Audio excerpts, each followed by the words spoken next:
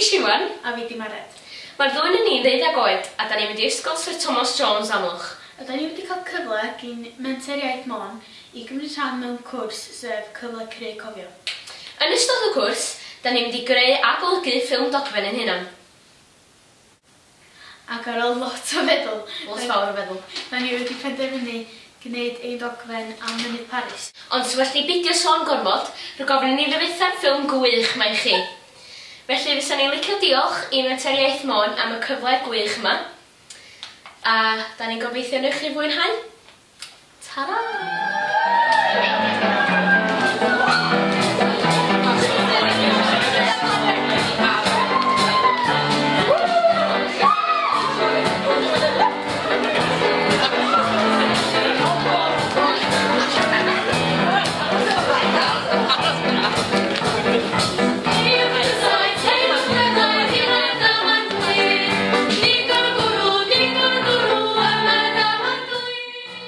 Rydym yn lwcus iawn heddiw oherwydd rydym yn cael gweld clwb ffermydd ifanc Ysbol yn ymarfer sioe am y mynydd, sef Llwch yn Tygau.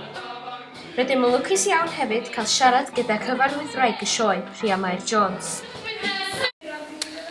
Felly pam ydych chi ysgrifennu'r sioe yma?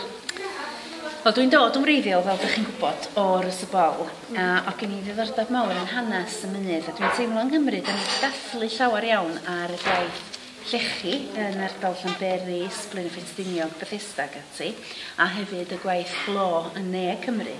Ond o'n i'n teimlo bod ni wedi dathlu digon am y gwaith mawr ofnadwy fe mor bwysig i economi ac i fywyd yn ardal Amlwch ar Ysbol, sef gwaith mwyn gloddio am gopr yn Mynydd Paris. Felly mi nes i ymchwilio dipyn i hanes y mynydd a ffeindio bod na stori ddiddorol iawn, bod yna ddwy stori ddiddorol iawn yn ffordd yn perthyn i'r mynydd. A yna un stori lle roedd y mwynwyr yn y mynydd yn teimlo bod nhw'n cael eu trin yn wael gan berchnocion y mynydd a bod nhw'n rhoi gwaith ar y mynydd i bobl, i'r mwynwyr ddoth o Gerniw i weithio ar y mynydd, doedden nhw'n Gymru yn bobl lleol. A mi wnaethon nhw ddechrau chwildro mewn gwirionedd, mi wnaethon nhw ddwyn lliw llong o'r enw'r Wellington o Borth Amlwch, oherwydd mi oedd perchnogion y mynydd hefyd yn dwyn yr yd oedd yn cael ei dyfnu yn ffermydd yn Rhosgoch ac yn yr ardal yma, a gall forio'r yd i Lerpwl.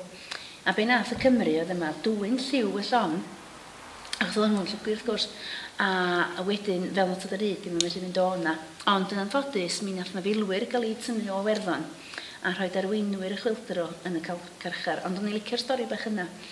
Wrth gwrs, mae yna stori arall wedyn yn sydd wedi apelio ato fi'n arw sy'n perthyn i'r mynydd, sef stori dynas o'i theulu yn dod o Gerniw, Catherine Rondol fi henw yn wreiddiol, ond nath i gael ei galw yn Cathcadi Rondol. A i hanes i, oedd dynas wyllt ofnadwy, oedd hi'n byw bywyd yn y tafarna yn Amlwch, yn yfad llawer o gwrw budur a gin pink ag ati. A mi nath i wrando ar y perchedig John Elias yn pregethu'r sgwar tu allan i Eglwys Amlwch. A hi'n y ffofyn iddo fo, Mr Elias medda hi, ai am fy meiau i ydi o ddefodd Iesu mawr. A mi nath hynny roed y syniad i John Elias sgwennu'r emyn enwog ai am fy meiau i, ond hefyd mi gafodd Cadi Rondol drwydigaeth grefyddol a troi o fod yn ddynas wyllt oedd yn mynd i'r safantau i fod yn ddynas oedd yn mynd o gwmpas capeli Ynys Môn yn pregethu Efengel Iesu Grist. Felly yn y sioe dwi wedi trio cyfuno y ddwy stori yna mewn gwirionedd. Felly, ydy cymeriadau'r sioe wedi seilio ar bobl o ddifri lle? Hanner yn hanner. Mae Cadi Rondol, fel dweud eisiau, yn gymeriad hanesyddol. Mae yna gymeriadau eraill dwi wedi creu nhw a di newid eu henwa nhw. Enghraifft, y cymeriad drwg yn y sioe ydy John Tredarc. Ond enw'r cymeriad oedd Pierre Mona Lodge ar Mona Main ar y pryd oedd James Treweek. Felly mi nes i newid i enw fod i byn bach. Mae gymeriadau eraill, fatha Rob Rym ac Eli Reel, Lisi Rondol, dwi wedi creu teulu cyfan i Rondols mewn gwirionedd, dwi wedi creu gwraig i John Tredarc, Eleanor Tredarc a phlant ac ati, mwyn gwneud y stori ychydig bach yn fwy ddiddorol. Mi oedd Twm Chwarae Teg yn gymeriad o ddifri. Thomas Williams oedd ei enw fo. roedd o'n gyfreithiwr lleol, a mae o piaf o ran o'r mynydd, ond mi oedd o'n deg ac yn ffeind y ffordd yn gosod y bargeinion ar y mynydd yn hytrach na i rhoi nhw i'w deulu hun fel oedd y bobl o Gernyw yn tueddu i wneud. Felly grynhoi rhyw fath o gymysgedd ydy'r cymeriadau o ddifri, cymeriadau hanesyddol a cymeriadau wedi cael eu creu mwyn creu stori chydig bach yn fwy diddorol ddydd. A gwneud ti'n haws i wneud mewn sioe sy'n para am ryw awr a hanner lle. Diolch yn fawr iawn i chi am siarad efo ni heddiw yma. Diolch am y gynnig.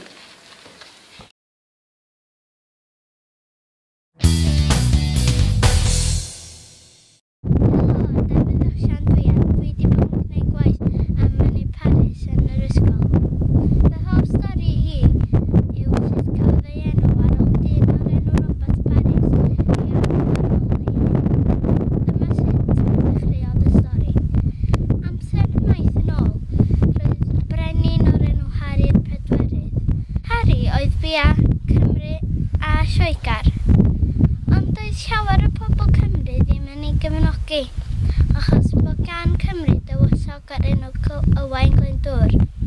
Roedd Owain wedi cwffio llawer i drio gael ei wlad yn ôl ar ben ei hun, ond nath am gweithio. Doedd Harry ddim yn hapus amdano, felly roedd rhaid iddo wneud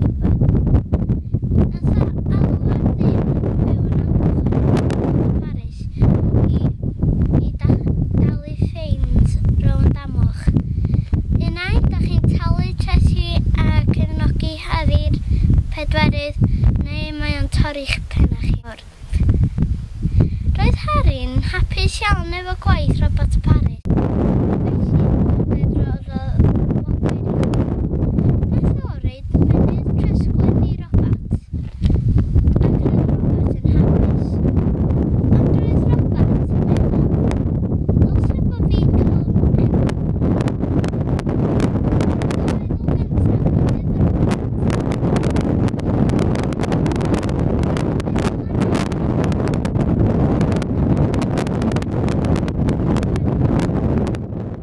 Dyma gyfweliad gyda Mr Gwilym Morris.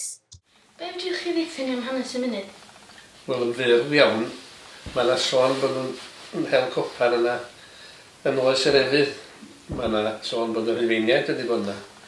Ond yn ei antarth y ddeunawfed a'r 4edd ganrif ar 15 oedd y gwaith mwyaf yna. A mi oedd o fyd enwog gyda'r hwnnw yn defnyddio'r copar i bob math yna. Oedd e'n drwnd gwylod llonga rhyfal ac yn y blaen. A mi oedd mynydd Paris yn enwog drwy'r byd bron iawn.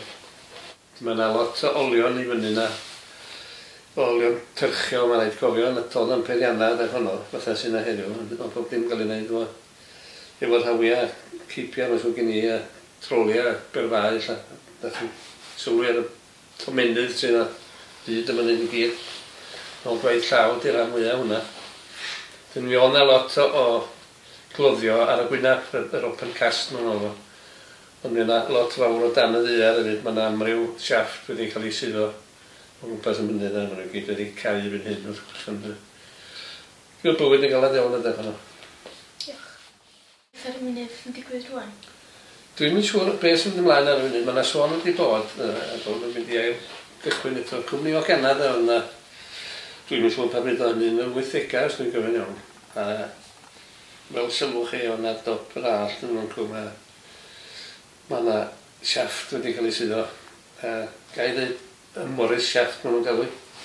Mae'r cwmni Canada yna suddo hwnnw. Mae'r hen Winsau fel dweud. Mae yna sôn bod nhw wedi ffendio, dim yn unig copar, ond rei eraill fatha zinc a dipyn o arian ac yn y blaen. Wnaeth yn gychwyn eto, dwi ddim yn gwybod. Yr heswm athyn nhw o'na oedd yna bod pris copar ar y ferchad wedi mynd i lawr yn sylweddol. Nad oedd o ddim gwerth buddsoddi i gael o'na felly. Wedyn, beth yw'r sefyllfa heddiw ydy'r pris di codi, da be? Wel, gobeithio, y gallan ail gychwyn eto. Oedd gennych chi deulu yn byw yn gweithio ar y mynydd? Oedd, rhai yn hyn dada fi, Morris neu wedi gweld amryw nhw yn ennill i bywoliaeth yn y mynydd. gafodd brawd i fy nain i ladd yn fachgan 11 oed. Disgyn i lawr siafft y gwen, dwi'n meddwl. Oedd o'n gweithio yna, dwi'n meddwl i fod yna. So oedd o'n gweithio yn yr oed yna adag honno. Ond mi oedd amryw o ochr y Morris hefyd yn cael ei bywoliaeth yna. Yn y ddeunawed, ganrif ar bedwaredd ar bymthag, swn i'n feddwl.